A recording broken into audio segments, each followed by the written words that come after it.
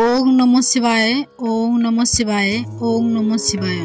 জয় শ্রীকৃষ্ণ, রাধে রাধে। বন্ধুরা, আজ 29শে পৌষ 14ই জানুয়ারি মঙ্গলবার। আজকের দিনেই পালিত হচ্ছে পৌষ সংক্রান্তি, যাকে মকর সংক্রান্তিও বলা হয়।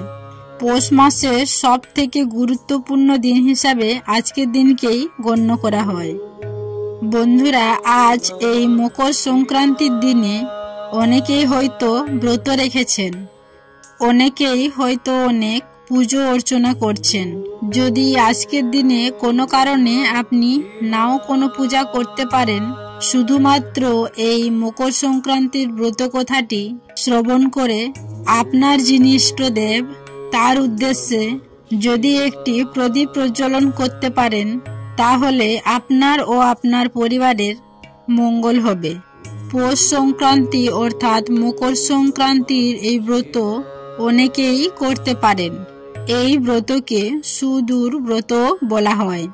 তাই আজকের দিনে একবার হলেও শ্রবণ করুন এই মকর সংক্রান্তির সুদূর ব্রত কথা। আশা করছি দর্শক বন্ধুরা এই ব্রত কথাটি শ্রবণ করে আপনাদের ভালো লাগবে। শুরু করছি পৌষ মাসের সংক্রান্তির দিন মকর সংক্রান্তির সুদূর ব্রত কথা। ওং নমঃ শিবায়, ওং নমঃ শিবায়, ওং নমঃ শিবায়। এক দেশে এক সওদাগর বাস করত। তার একটি মেয়ে ও 7টি ছেলে ছিল। ছেলেটি জন্মাবার আগেই সে তার মেয়ের বিয়ে দিয়ে দিয়েছিল। মেয়ের বিয়ে দেওয়ার পর থেকেই সওদাগর তার মেয়ের কোনো খোঁজ খবর আর রাখতে পারেনি।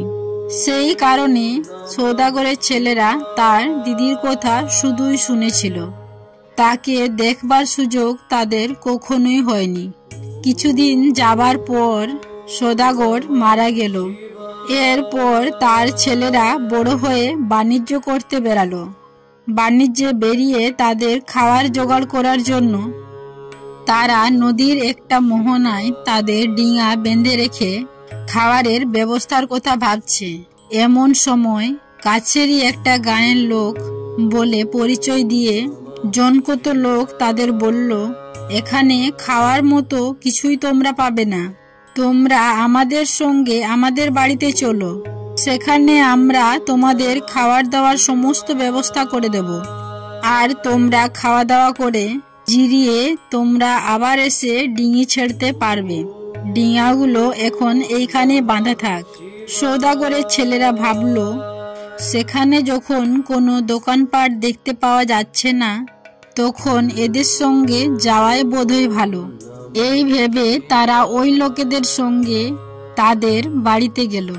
বাড়িতে নিয়ে গিয়ে সেই লোকগুলি সওদাগরের ছেলেদের খুব খাতির যত্ন করলো আর বলল, আপনারা জল খাবার খেয়ে এখানে খানিকক্ষণ আরাম করে নিন, আমরা এখন যাচ্ছি। কাজ সেরে খুব শিগগিরই ফিরে আসব। এই কথা বলে তাদের জন্য জল খাবার এনে দিয়ে একটু পরেই তারা বেরিয়ে গেল। সেই বাড়ির ভেতর একটি বউ রান্না করছিল। বাড়ির পুরুষরা বেরিয়ে যেতেই সে একবার উঁকি মেরে দেখল যে 7জন সুন্দর ছেলেকে তার স্বামী ও দেওরেরা একটি ফন্দি করে ভুলিয়ে বাড়িতে এনেছে। এদের তারা মেরে ফেলবে। বউটি তখন তাদের কাছে এসে জিজ্ঞাসা করল, আপনাদের বাড়ি কোথায়? 7 ভাইয়েরা তখন তাদের পরিচয় দিল। বউটি তখন বলল, তোমরা তো দেখছি আমার ভাই, তোমরা এখানে আর একদণ্ড থেকো না, পালিয়ে যাও। যারা তোমাদের এখানে নিয়ে এসেছে তারা ডাকাত, ফিরে এসে তোমাদের মেরে ফেলবে আর ডিঙার সমস্ত জিনিসপত্র নিয়ে নেবে।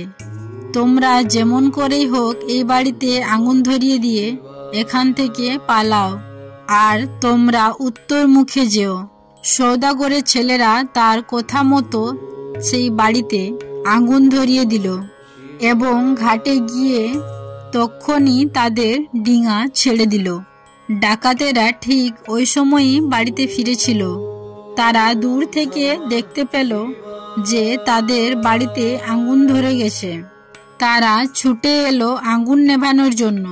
এসে দেখলো যে সওদাগরেরা সব পালিয়ে গেছে। বউটি তখন তাদের বলল যে তারা দক্ষিণ দিকে যাবে বলে গেছে।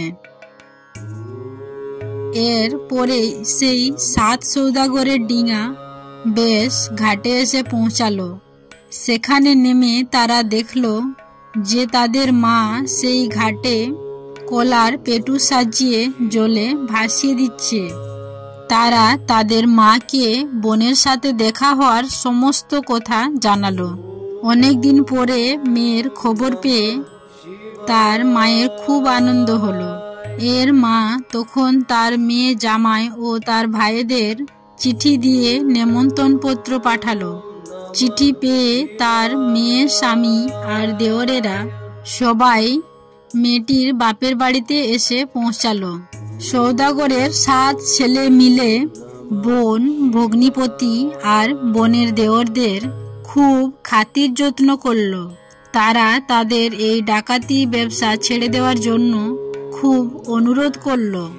তারাও ডাকাতি ছেড়ে দিতে রাজি হলো বটে, কিন্তু বলল এতদিন তারা যে পাপ করেছে সেই পাপ খণ্ডন হবে কেমন করে। তখন 7 সওদাগরের মা বলল, দেখো বাছারা, তোমরা পৌষ সংক্রান্তির ব্রত পালন করো, তাহলে তোমাদের আর কোনো প্রকার পাপ থাকবে না। পৌষ সংক্রান্তির দিন যদি তোমরা ব্রত করে থাকো তাহলে শনিদেবের কৃপায় তোমাদের মুক্তি হবে। এই পৌষ সংক্রান্তির ব্রত করলে হারানো আত্মীয়দের যেমন ফিরে পাওয়া যায়, ঠিক তেমনি গৃহে আসে সুখ সমৃদ্ধি। এই ব্রত পালনের জন্য কলাপেটুর ডিঙি, গাঁদা ফুল, জোড়া কলা, জোড়া পান, জোড়া সুপুরি ও এতে কড়ির ভার দিয়ে সাজাতে হয়। ব্রতের বিধান অনুসারে মকর সংক্রান্তির দিন ব্রত পালন করে পরের দিন ওই পেটুতে ঘিয়ের প্রদীপ জেলে তা জলে ভাসিয়ে দিতে হয়। আর আজকের দিনে গঙ্গা স্নান করে সূর্যদেবের উদ্দেশ্যে অর্ঘ্য নিবেদন করতে হয় এবং সর্বশেষে আপনার যিনি ইষ্ট দেবতা তার উদ্দেশ্যে পিঠে পুলি নিবেদন করে এই দিন পুজো দিতে হয়। অনেকেই আবার এই মকর সংক্রান্তির দিন শ্রী শ্রী সত্যনারায়ণ ব্রত করে থাকেন।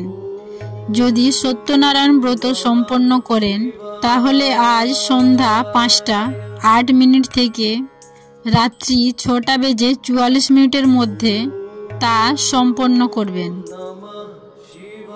আশা করছি দর্শক বন্ধুরা আজকের এই ভিডিওটি দেখে আপনাদের ভালো লেগেছে। যদি ভালো লেগে থাকে তাহলে অবশ্যই একটি লাইক ও শেয়ার করবেন এবং ভিডিও সম্বন্ধে যদি কোনো মন্তব্য থেকে থাকে তাহলে কমেন্ট বক্সে অবশ্যই জানাবেন। সবাই ভালো থাকবেন, সুস্থ থাকবেন এই কামনা করে আজকের ভিডিওটি আমি এখানেই শেষ করলাম। নমস্কার ও ধন্যবাদ। ঈশ্বর আপনাদের মঙ্গল করুন।